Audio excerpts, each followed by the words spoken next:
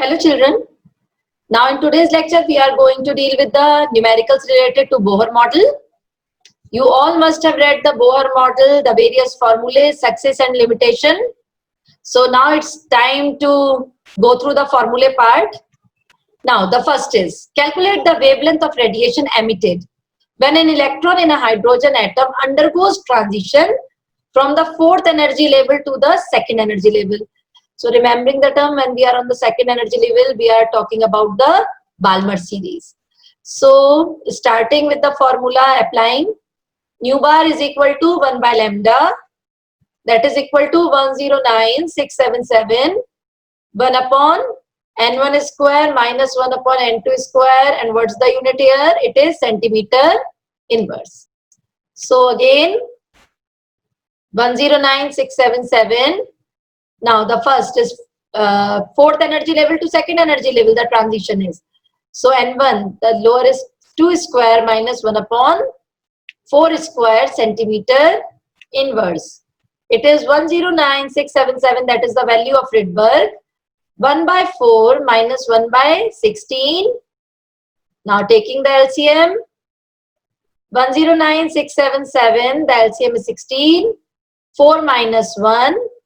This is equal to 109,677 into 3 by 16 centimeter inverse. So what we are getting? We are getting the wave number. Now what is lambda? Lambda is inverse of wave number. So it is 16 upon 3 into 109,677. That comes out approximately to be 4.86 into 10 to the power minus 5 centimeter. So if we are converting it into nanometer, it comes out approximately 486 nanometer. Now what is the second part of the question? What is the color of this radiation? So this part can be known if we are having a little bit idea about the wavelength associated with the different colors and the region. So 486 nanometer lies in the visible region. This is the visible region part, which is nearly lying in bluish green region. So now it is the second question time. Now in the second question, what we have to do is we have to calculate the energy associated with first orbit of He positive, and also simultaneously we have to calculate the radius of that orbit. So Bohr has given us a lot of formulae calculating energy, angular momentum, frequency, wave number. Now this is the time to apply the energy formula. En is equal to minus 2.18 into 10 to the power minus 18. Remembering this is the Rydberg value for hydrogen atom. And divided by RH upon n square, we used to say it. For nth it is minus 2.18 into 10 to the power minus 18 upon n square. But the formula has been changed when we are talking about hydrogen-like species. That is, in that case, the formula is multiplied by Z square to calculate the answer in joule per atom. So minus 2.18 into 10 to the power minus 18 upon n square into Z square.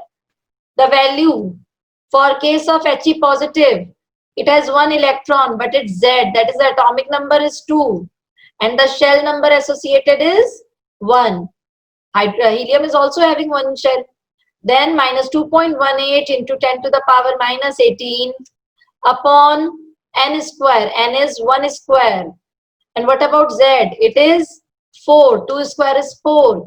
That is joule per atom. So we are calculating it is in joule per atom. Then the value comes out minus 2.18 into 10 to the power minus 18 into 4, which is equal to approximately the value comes out to be minus 8.72 into 10 to the power minus 18 joule for 1 atom of helium positive.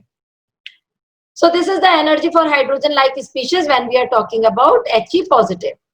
Now in case of radius, when we have to calculate the radius of nth orbit, then the formula given is A naught n square. And what is the value of A naught here? It is 52.9 picometer. As we know that in case of Bohr radius we talk about, it is only 52.9 because n is equal to 1.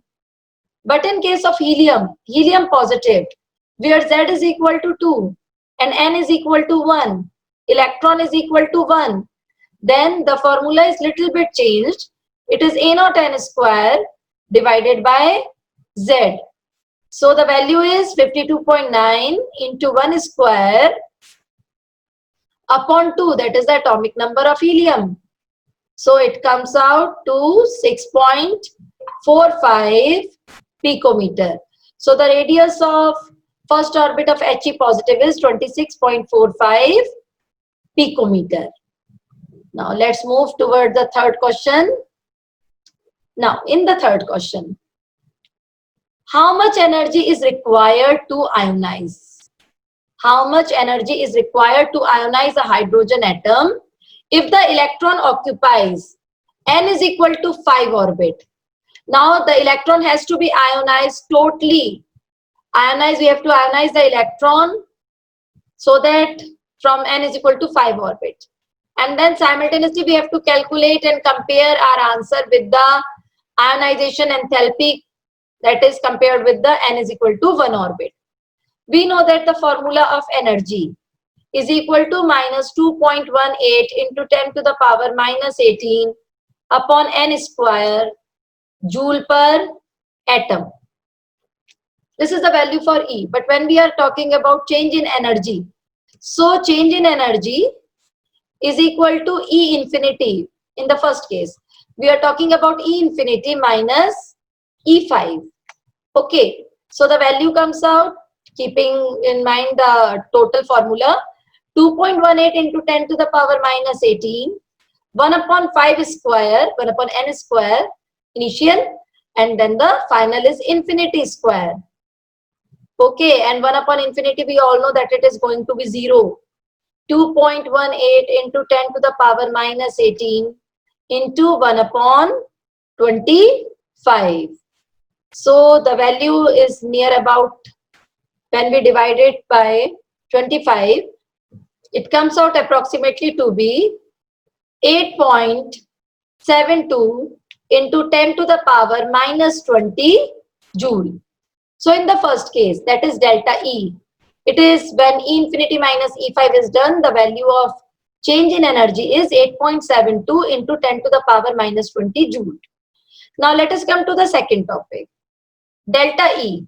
Now in the second case, we have to calculate the ionization enthalpy when we have to remove the electron from N is equal to 1 orbit, that is the normal state. Now in this case, it is E infinity minus E1. 2.18 into 10 to the power minus 18, and the value now comes out to be 1 upon 1 square minus 1 upon infinity square. So calculating the values again, this is the infinity square, 1 upon infinity square is going to be 0. So the value is 2.18 into 10 to the power minus 18.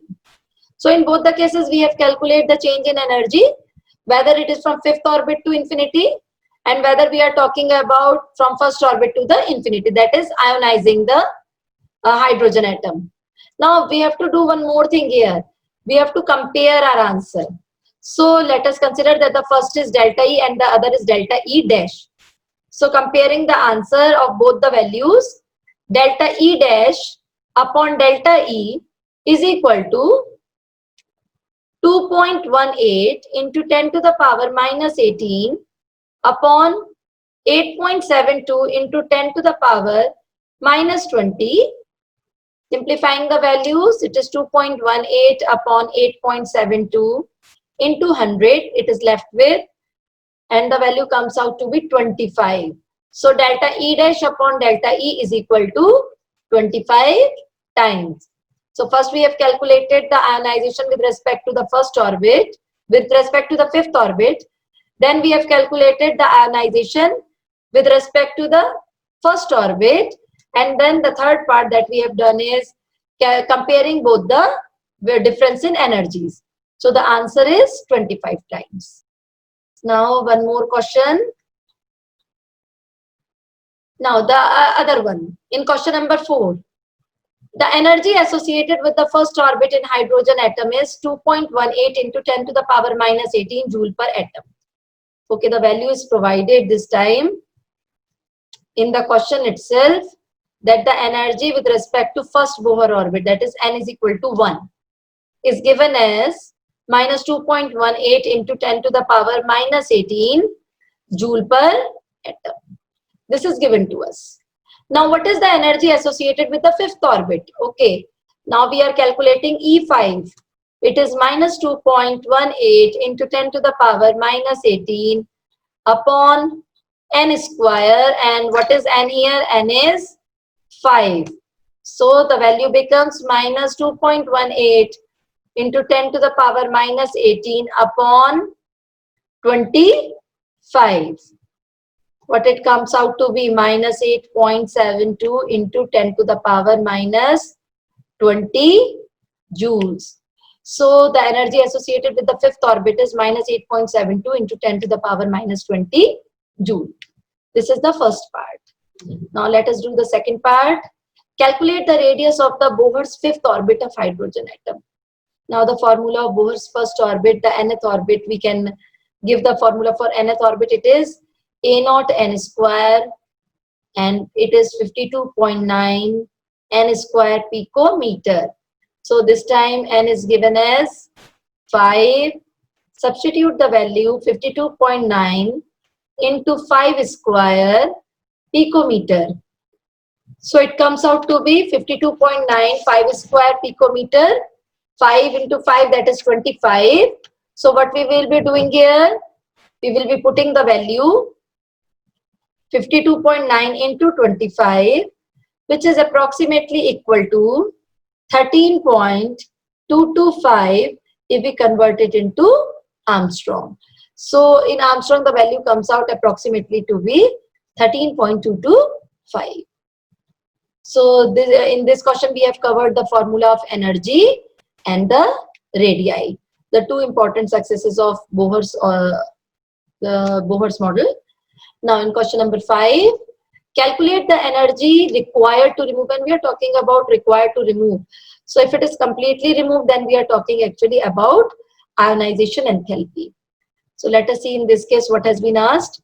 Calculate the energy required to remove the electron completely from n is equal to 2 orbit.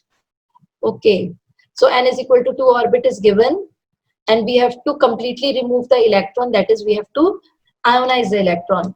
And what is the longest wavelength? We are also required to calculate the longest wavelength of light required in centimeter.